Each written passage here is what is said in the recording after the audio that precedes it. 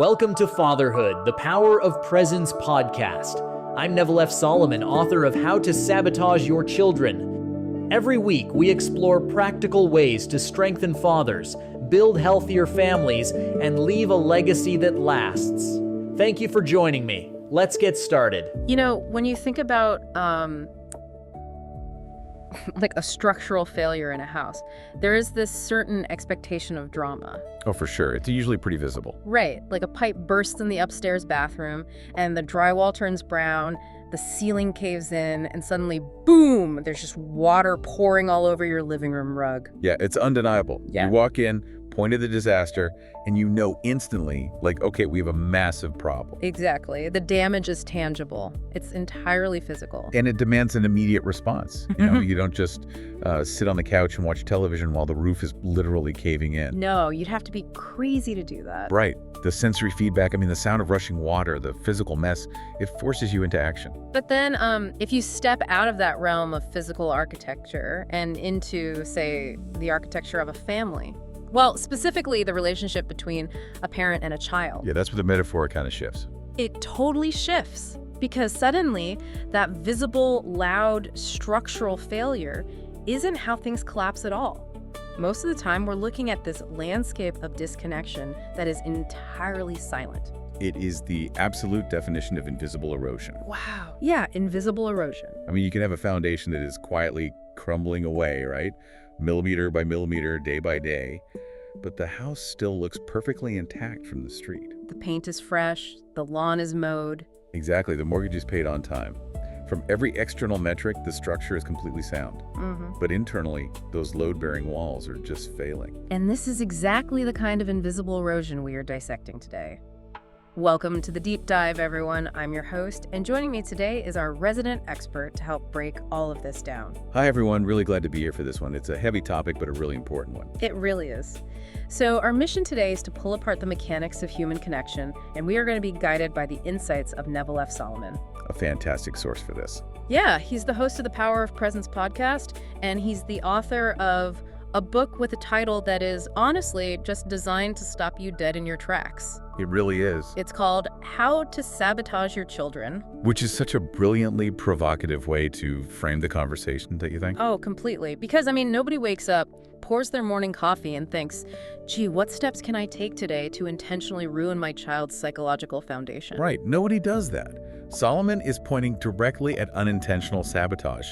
He's pointing at the things we do when we're just running on autopilot. Yeah. And if you're listening to this right now, whether you are a father, a mother, a mentor, a coach, or simply someone who's just trying to exist and maintain relationships in a world that is constantly screaming for your attention, this deep dive is for you. It really applies to everyone. It does. We are going to explore this very critical and frankly often overlooked distinction. The massive chasm between just being physically near someone and actually being emotionally present. Because they are not the same thing at all. Not even close.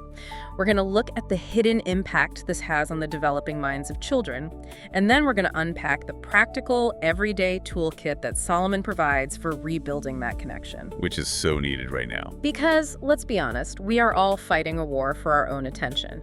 Okay, let's unpack this. Because it's so easy to fall into the trap of modern distraction. It is a relentless war, and it is very easy to lose without even realizing you've stepped onto the battlefield. But before we get into the heavy mechanics of how this absence manifests, there's a crucial baseline tone that Solomon establishes right at the start. I think this part is really important. It's vital. He makes it very clear that analyzing your own behavior in this arena is not, and I repeat, not an invitation to guilt. Right. It's an invitation to awareness. And those are two very, very different psychological states. They really are. It is so incredibly easy to fall into the trap. You find yourself scrolling on your phone for an hour when you meant to be playing blocks with your kid. Oh, we've all been there. Yeah, and then you immediately spiral into this dark pit of guilt when you realize what you've just done. But guilt is a paralyzing emotion, isn't it? It's completely paralyzing. Guilt makes you defensive. It makes you want to hide. Or worse, it makes you want to justify your behavior just to alleviate that uncomfortable feeling. I'm scrolling through these emails because I work hard to provide for this family. Exactly. You build a defense. But Solomon wants to bypass that defensive guilt entirely and move you straight into objective awareness. Just looking at the facts. Right. He essentially wants you to look at your own behavior with the analytical eye of a scientist who's just observing a phenomenon. You cannot change a relational dynamic if you're too ashamed or too defensive to look at it honestly. Awareness is the first mandatory step toward any real change. That makes total sense. So let's look at the core concept here. Let's shine a light on what Solomon calls the profound illusion of proximity. This is where it gets really convicting. Yeah, he is fundamentally redefining what an absent father actually looks like in the modern era. When society hears the phrase absent father, what is the immediate ingrained image? It's a man who has physically vacated the premises. Right. He packed a bag, walked out the door, and that chair at the dinner table is permanently empty. That is our societal default, the physically missing figure. And if you use that definition, a lot of parents can easily pat themselves on the back and say, well, I'm here, I live in the house, I'm not an absent parent. Box checked. Exactly, box checked. But Solomon argues that something much more insidious is happening. He argues that emotional absence exists in a profound, damaging way, even when a parent comes home at 5:30 p.m. every single night. Wow. Yeah, the chair at the dinner table is occupied, but the person sitting in it is in a completely different universe. The same room illusion. This is where it gets uncomfortably relatable for a lot of people, I think. Oh, definitely. You know, you are eating dinner with them. You are sitting on the exact same couch, watching the exact same television show. You are physically steering the car while you drive them to school in the morning. Right, you're doing the things. Yeah. To the outside observer looking through the window, and honestly, even to your own conscious brain, you are there. You are actively participating in family life. But the physical body occupying a coordinate in space is only a tiny fraction of the presence equation. Right. Solomon points out that emotionally, cognitively, you may be thousands of miles away. And he lists the specific mental distractions that pull us out of the room. Like what? Well, your mind is on a conflict at work. Yeah. Or it's on your phone. It's on the macroeconomic state of your finances. It's on the presentation you have to give tomorrow morning. Or, it's on the endless stream of notifications pinging in your pocket. And the justifications for these distractions are what make them so dangerous, I think. How so? Well, the trap is that they feel so incredibly noble. Let's take the finances or the work presentation. You sit at the dinner table, your kid is telling this long, meandering story about, a bug they found at recess. Oh, those stories can go on forever. Right, and you are entirely checked out because you are mentally calculating the mortgage payment. Yeah. You justify it by saying, well, I'm ignoring my kid right now for my kid. I am stressing over the mortgage so that this dinner table continues to exist in a house that we own. Wow. It is the ultimate psychological trap because you reframe your absence as an act of service. Exactly. Work, finances, tomorrow's meeting, these are all things inextricably tied to survival and provision. They feel urgent. They feel responsible. So you feel like being an adult. Right. But a child does not experience your internal anxiety about the mortgage as love or provision. They only experience the external reality. Right. Which is what? A blank stare. A lack of engagement, a feeling that they are less interesting than whatever is happening inside your head. Oh, that's heavy. And then you add the digital layer to this, right? The smartphone. Oh, the smartphone changes everything. Solomon uses a very specific, deliberate word when talking about notifications.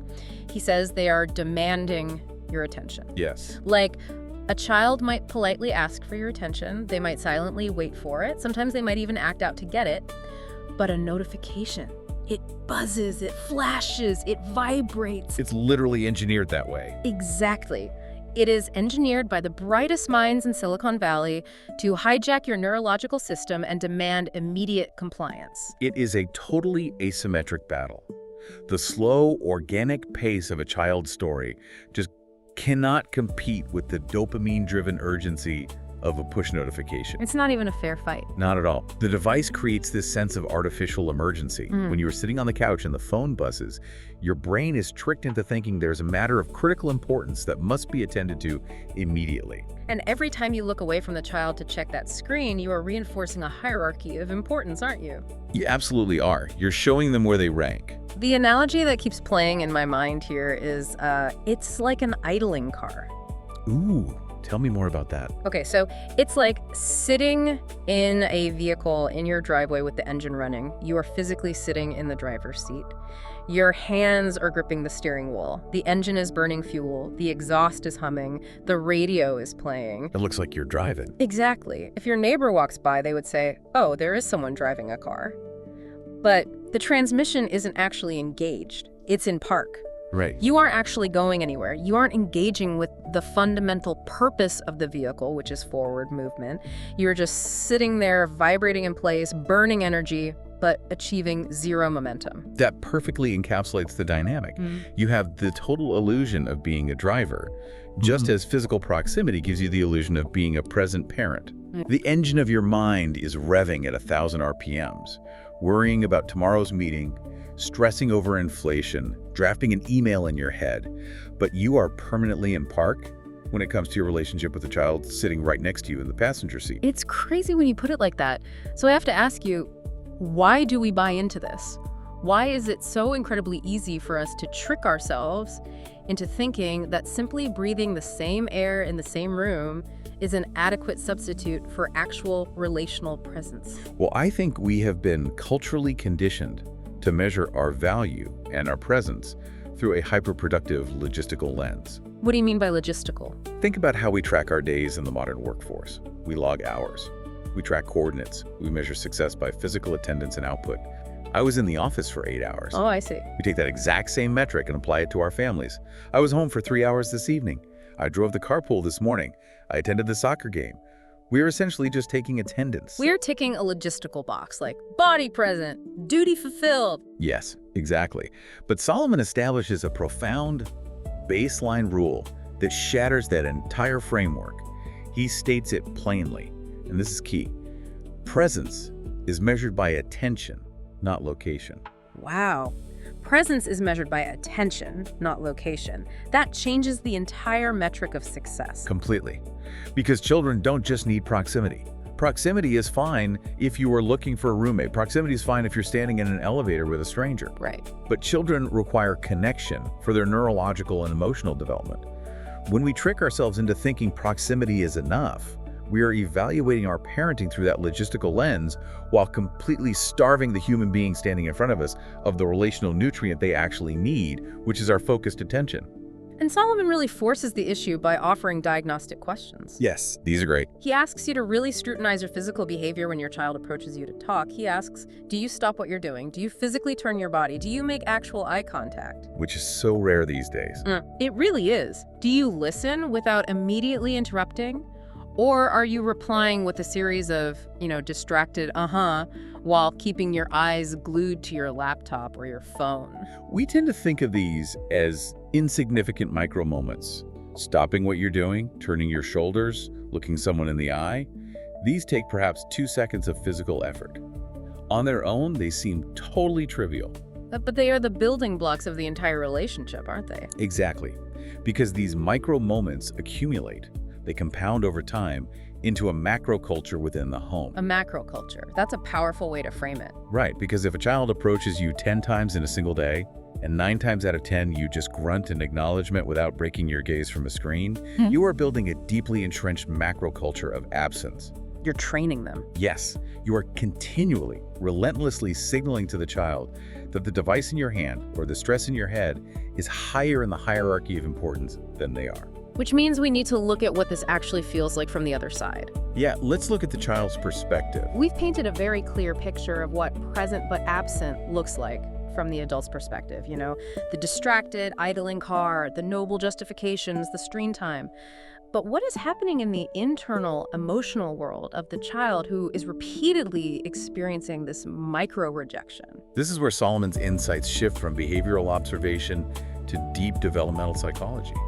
He pivots to the child's internal monologue. Here's where it gets really interesting. It does. He outlines what he calls the silent questions that every single child is asking constantly of their primary caregivers. And he lists 3 specific questions, right? Do you notice me? Now am I important? And can I trust you with my feelings? Yes, and those 3 questions are not just poetic concepts. They form the absolute bedrock of human psychological development. Really? Like bedrock? Oh, absolutely. Attachment theory revolves entirely around how these questions are answered in the first decade of life. And what is vital to understand is that the child is not articulating these questions out loud. Right, a 7-year-old is not going to walk up to you at the kitchen island, tap you on the shoulder, and say, "Excuse me, Father, I'm feeling a lack of emotional attunement today. Could you please validate my fundamental importance?" Exactly. That would be hilarious, but no. They ask these questions through their behavior. How so? Well, they ask them by bringing you a seemingly meaningless drawing of a dinosaur. They ask them by interrupting your phone call to tell you a joke that makes absolutely no sense. Or they ask them by throwing a massive tantrum over the wrong color code. Yes, every single interaction is a covert test of those 3 questions. Do you notice me? Is about the basic validation of existence.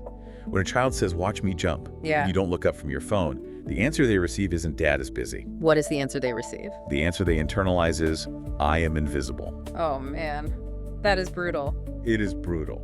And then the second question, "Am I important?" is about value and hierarchy.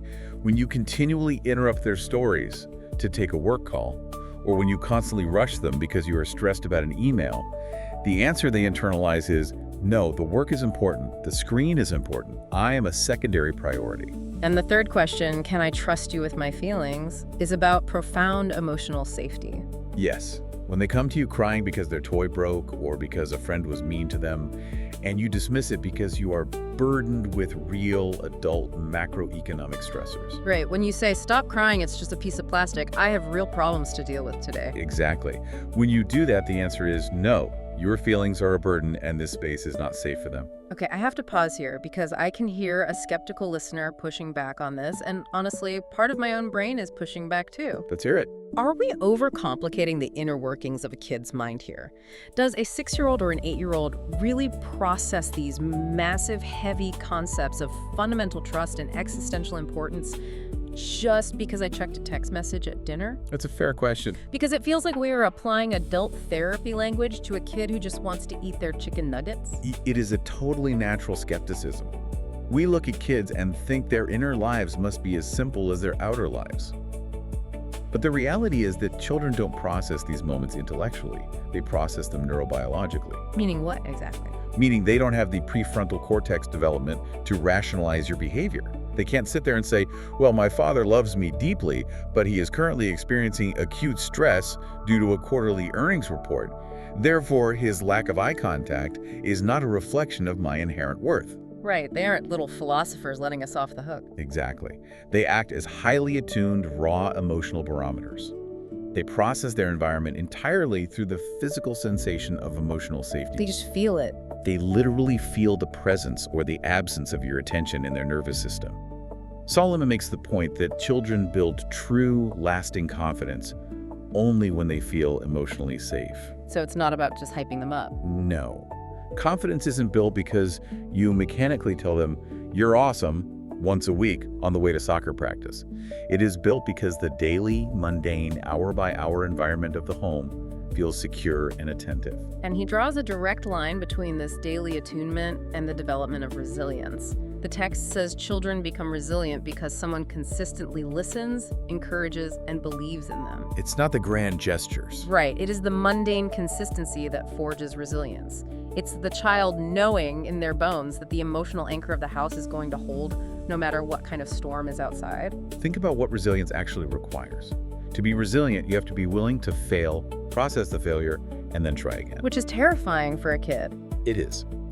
If we look at the broader picture of child development, an emotionally secure home creates the only environment where a child feels safe enough to take those necessary risks. So Solomon is saying, Solomon argues that when a home is secure, meaning those silent questions are consistently answered with, "Yes, I notice you. You are important. You are safe," it creates an atmosphere where children can admit mistakes and grow. because if you don't feel important, or if you feel like your emotions are just a burden to a constantly distracted parent, you are never going to voluntarily bring your failures to them. Never. Why would you? You are going to hide your mistakes. You are going to lie about the bad grade. You are going to conceal the trouble you got into at school because you cannot trust that the adult has the emotional bandwidth to handle it.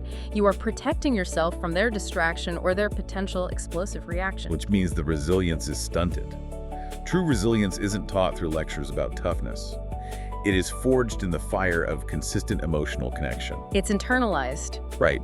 It is the deep-seated, internalized knowledge that I can mess up horribly, I could be overwhelmed with sadness, I could be irrationally frustrated, and this adult will put down their device, look me in the eye, and help me regulate my nervous system. This highlights a trap that Solomon specifically calls out, which I found fascinating. It's the tendency to use material provision to buy our way out of the guilt of emotional absence. Oh, this is a huge one. He states, emotional security doesn't require expensive gifts. It requires consistent connection. I mean, how many times have we seen, or frankly lived, the scenario where a parent is mentally checked out all week, consumed by stress and screens, and then on Saturday they show up with a massive, expensive toy to alleviate their own guilt? The expensive gift is a transaction. It is an adult attempting to trade financial resources for emotional capital. But it doesn't work, does it? No, because the developmental system of a child does not recognize that currency. You can buy the toy, and sure, the child will be happy for an hour, but it does absolutely nothing to answer the silent questions. As Solomon implies, the only currency accepted by a child's heart is attention. The currency of connection is attention. That is a brilliant way to phrase it. If that is true, and if the stakes for a child's confidence and resilience are this high, we have to ask the uncomfortable question. Which is? Why is emotional presence so incredibly rare? Why is it such a pervasive systemic problem that someone like Solomon has to dedicate an entire podcast and write a book just to help people figure it out? To understand the scope of the problem, you really have to look backward. You cannot judge the modern struggle with presence without looking at the generational blueprint that the vast majority of today's parents, specifically fathers, which is Solomon's primary focus here, inherited. Yes, Solomon makes the observation that many fathers operating today were simply never shown how to express emotions. They weren't. They are quite literally trying to navigate a complex landscape without a map because the map was never handed down to them. They are operating on a legacy operating system. Solomon notes that many of these men grew up in environments where strength meant silence. Let's talk about that. Strength meant silence. Think about the cultural paradigm of the 20th century. The archetype of the successful father, the absolute gold standard of fatherhood for generations, was the stoic provider. The man who went to the factory or the office, endured whatever hardships were thrown at him without a single word of complaint, brought home the paycheck, and put a roof over the family's head. And that was it. That was it. Physical provision was not just part of the job, it was the absolute totality of the job description. Right. If you provided, you succeeded. Full stop. In that old paradigm, expressing emotion, being vulnerable about your fears or your stress, or even talking too much about your inner life was seen as a profound weakness. It was viewed as a crack in the armor. Exactly.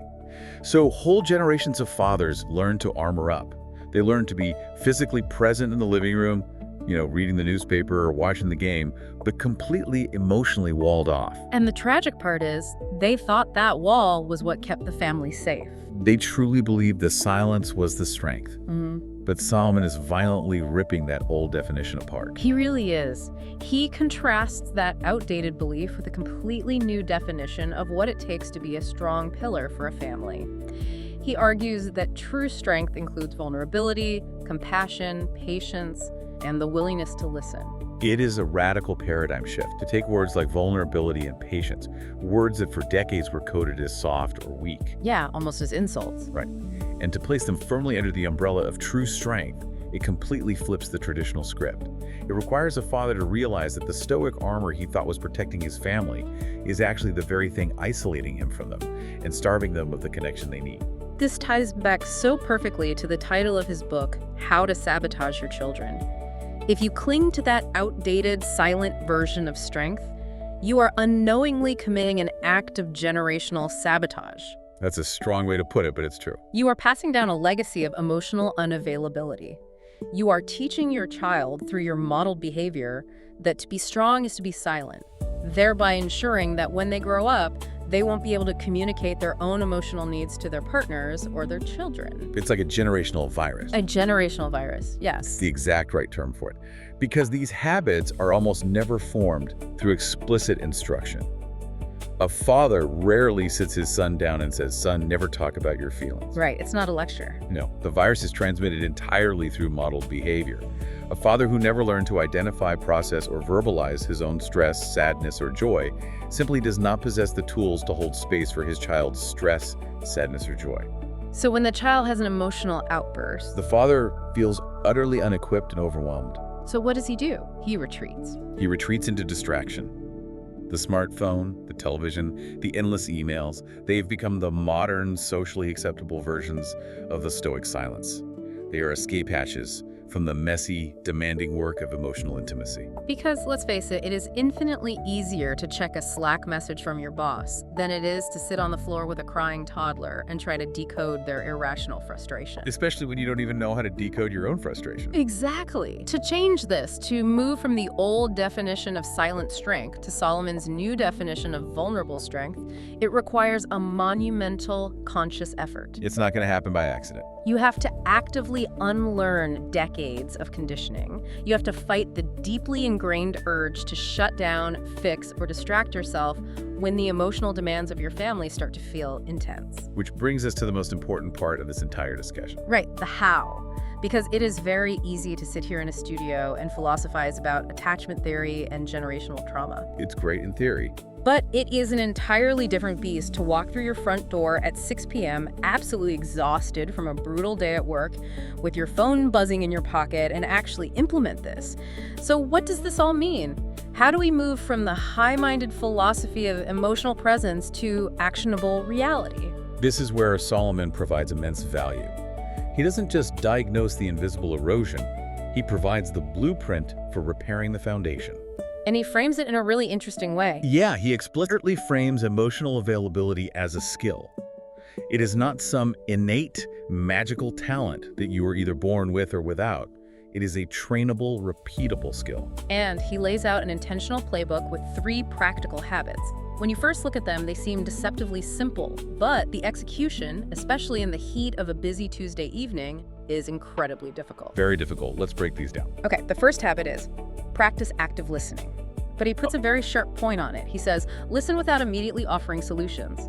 Sometimes children need understanding before advice. This first habit is a direct assault on the traditional fatherhood paradigm. How so? Well, what is the traditional role of the father? The fixer.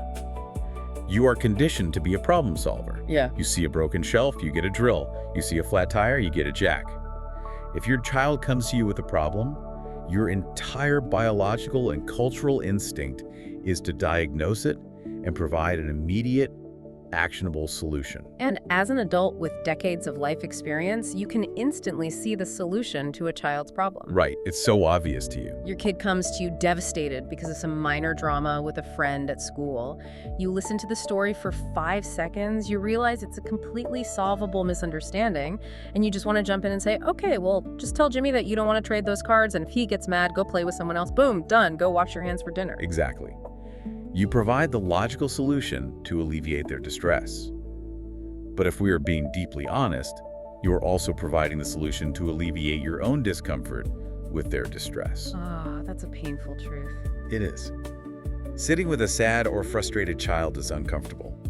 Fixing it makes the crying stop.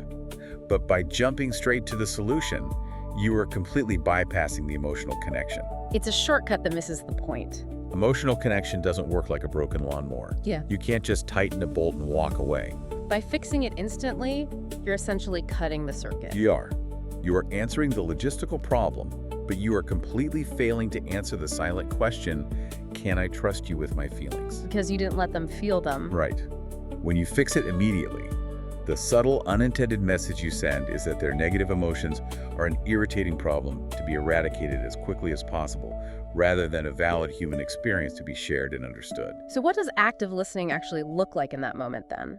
Active listening means sitting in the heavy discomfort of their negative emotion without trying to engineer a way out of it.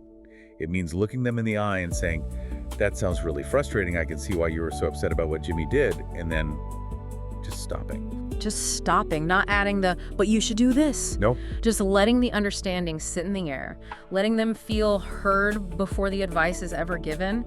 Man, that takes an incredible amount of discipline to bite your tongue. It takes immense restraint. which is the perfect segue to his second habit, which also requires immense restraint. Create device-free moments. Oh, okay, let's get into this one. Solomon advises choosing one specific part of every single day where phones, tablets, and televisions are completely turned off. And he notes something very encouraging. Even 15 minutes can make a massive difference. That 15-minute metric is a lifeline It really is. because it proves that presence isn't an all-or-nothing game. I think a lot of parents feel overwhelmed by the concept of being present because it sounds exhausting. It sounds like a full-time job on top of your full-time job. Yeah, you feel like you have to quit your job, throw your smartphone into the ocean, move to a cabin in the woods, and just stare unblinkingly into your child's eyes 24 hours a day to be a good parent. Which is an impossible, paralyzing standard. Solomon is giving you a manageable threshold. He is saying it's not about volume, it's about absolute focus. But there's a catch. There is a critical caveat here. Those 15 minutes must be truly aggressively absolute. It doesn't mean your phone is on silent, but still sitting face up on the dinner table. It doesn't mean it's buzzing in your pocket. It means the device is off, or it is physically located in another room. Because even the physical presence of the device sitting on the table signals divided attention. The child knows that at any second, that black rectangle could light up and steal you away. Exactly. By carving out a designated non-negotiable device-free zone, maybe it is the 15-minute drive to school in the morning or the first 15 minutes of dinner, you are creating a sanctuary of undivided attention. I love that word, sanctuary. You are proving to them physically and environmentally that for this specific window of time, nothing in the world is more important than them. And frankly, it trains your own brain too. It forces you to realize that the world will not spontaneously combust if you are disconnected from your email and the news cycle for 15 minutes. The withdrawal symptoms are real, though, Oh, they're very real, but pushing through them builds the muscle of presence. which leads right into how you utilize those 15 minutes. Yeah. The third habit Solomon lists is ask better questions. This one is so practical. He specifically calls out the classic parental trap. We all do it. You pick him up from school or you sit down at dinner and you ask, how was school? And what is the answer 100% of the time? Fine, good, okay. It's a complete dead end. It is a dead end because how was school is a terrible question from a psychological standpoint. Why is this so bad? It is a closed loop. It does not ask the child to access any specific memory, evaluate any specific emotion, or do any actual cognitive work. It is the conversational equivalent of passing a coworker in the hallway and saying, how are you? Right, you don't actually want a detailed breakdown of their gastrointestinal distress or their marital problems. You are just exchanging a required social script. I'm good, you. Exactly. It's just social friction. It's the illusion of a conversation without any actual engagement. Okay, so what are the alternatives? Solomon says, try asking, what made you smile today? Or what challenged you today? These are brilliant questions because they force the child to pause and actively retrieve a specific emotional memory. To answer what made you smile, they actually have to scan their memory banks of the last 8 hours, locate a moment of joy, bring it to the surface, and verbalize it. You are literally guiding them through an exercise in emotional awareness. And asking, what challenged you today? Does something even more profound. It normalizes struggle. That's huge. By asking it routinely, you're telling them, I expect that you face difficulties today because life is difficult, and I'm deeply interested in hearing about how you navigated them. It completely removes the shame of having a hard time. It bypasses the autopilot script and sparks genuine, messy, real connection. And the third option he offers, what would you like us to do together this weekend, is just pure gold for answering those silent questions. It really is. It builds anticipation, it gives the child a sense of agency, and it reinforces the answer to, am I important? It tells them, my free time is valuable and I want to spend it focused entirely on you. You get to choose. These better questions are essential tools. They are the keys to unlocking the internal world of a child who might not know how to volunteer that information on their own. You have to invite the conversation with precision. It is a phenomenal, intentional playbook. And to bring all of this theory, the generational history, and the practical habits into sharp, undeniable focus, Solomon ends his text with a segment he calls reflection. This part is tough. He asks you to take a moment and honestly answer a diagnostic question, he says. If your child had to describe your attention using just one word, what would that word be? And he provides a stark, multiple-choice list. Present. Busy. Distracted. Patient. Unavailable. that is a profoundly confronting exercise. To look at that list of words, to look past your own noble justification about working hard and providing, and to have to honestly select the word your child's daily experience dictates. If the honest answer is busy, distracted, or unavailable, that hurts. That is a heavy, stinging realization. It stings because it pierces the same room illusion we talked about at the beginning. But remember the baseline tone Solomon said. This isn't about wallowing in guilt. If the word your child would choose is distracted, that is simply a data point. It is a diagnostic reading on the dashboard of your life. It just means the check engine light is on. Exactly. And what does he say immediately after presenting those words? He offers incredible grace. He says, if you're not happy with the answer, remember this. You can begin changing it today. Children don't expect perfection. They simply want to know they matter. That is the most liberating sentence in the entire text. It completely removes the crushing, paralyzing pressure of needing to be the perfect, omniscient, constantly attuned parent. Which doesn't exist anyway. Right. It replaces the impossible goal of perfection with the entirely achievable goal of engagement. You could be flawed, you will get stressed, you will occasionally stare at your phone when you shouldn't. We're human. But if you continually, relentlessly return to presence, if you continually show them they matter through intentional attention, the structural foundation of your relationship will hold. And he challenges you to act on this immediately before the inspiration fades. The text includes a this week's challenge. Have one meaningful conversation with your child this week. Put your phone away in another room. Turn off the television. Ask thoughtful questions. Listen carefully. Resist the urge to interrupt or fix. Be completely, entirely present. Just one conversation. He isn't asking you to magically overhaul your entire personality or cure your digital addiction overnight. He is asking for one repetition, one rep of the new habit. You build the muscle of presence one conversation at a time. It is deeply actionable. And as we pull the threads of this entire conversation together, I want to bring all these insights directly back to you, the listener. We have journeyed through the dangerous, comfortable illusion of physical proximity, that idling car in the driveway. We've covered a lot of ground. We have explored the silent, heavy questions echoing in a child's developing mind. We've looked at the generational habits of stoic silence that got us here, and we've unpacked the very real, practical steps of active listening, device-free time, and asking questions that actually matter. It is a massive amount of psychological and emotional mechanics unpacked from a very concise, powerful source. And I want to ask you to do exactly what Solomon suggested. Think about what one word currently describes your attention in your most important relationships. Is it present? Is it distracted? Whatever it is, know that you have the ultimate agency to begin changing it right now, today, simply by choosing where to place your focus. I want to leave you with a final thought to chew on as you go about the rest of your day, driving your car, sitting at your desk, or walking into your home. If presence is truly measured by attention and not location, as Solomon states, I want you to ask yourself, where does your attention actually live for the majority of your day? And who or what is paying the rent for that mental space? Wow. Because your attention is the single most valuable piece of real estate you own.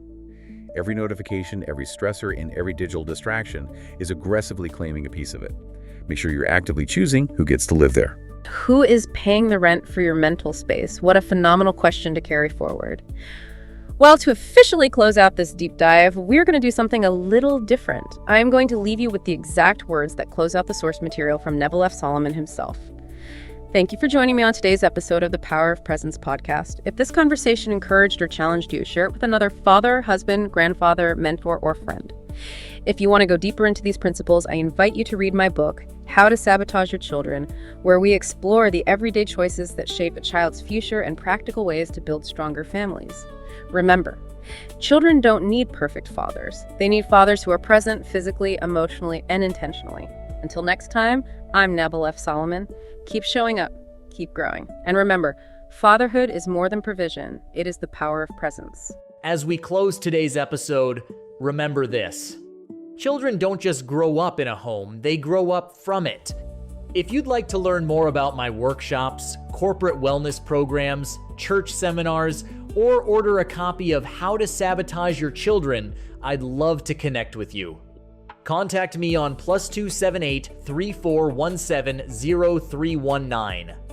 Until next time, I'm Neville F. Solomon, reminding you that fatherhood is more than provision. It is the power of presence.